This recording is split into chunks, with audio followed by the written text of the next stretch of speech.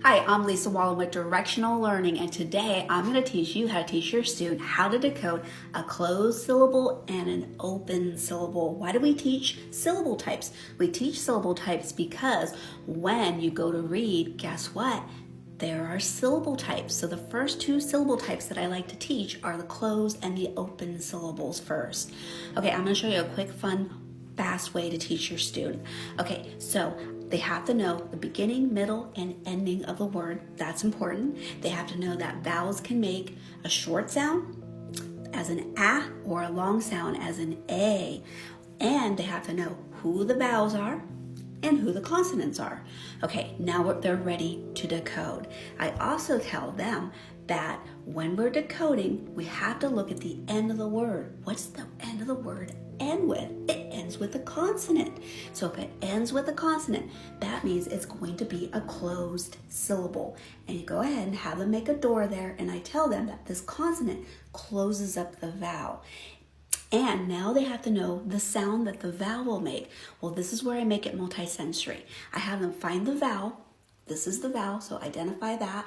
Then I have them take their pen and I have them touch the vowel, and then from the vowel, go to the last consonant and put your line there. What kind of line is that? Would that be a short line or a long line? It's a short line. So that's the sound the vowel's gonna make. See, that consonant's blocking it in, so you can only make a short line. So then that's gonna make the short sound about ah. Now, to teach them the correct symbol to make for the short sound is I tell them when it ends with a consonant, see this? This is gonna look like our symbol, our short sound. You take the C and you put it, turn it into a U. And then now that's the short symbol. That means you make the short sound so they can touch it and read it. At, sat. Hey, you just taught them how to decode a closed syllable, and you taught them the sound that the vowel will make. Okay, we're moving to an open syllable here.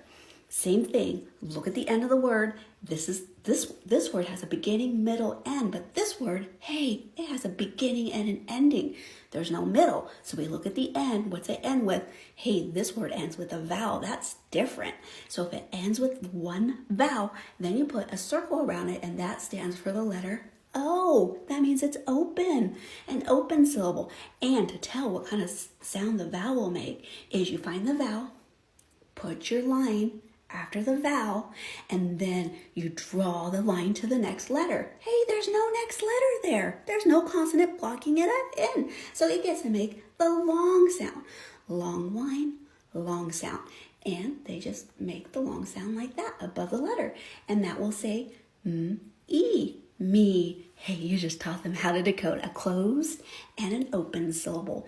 Always make it multisensory so every student can learn. I invented this teaching method because my students are very visual, and guess what? This makes it easy for them to identify a closed syllable and an open syllable. Make sure you follow me. I'm always finding fun ways to teach your student.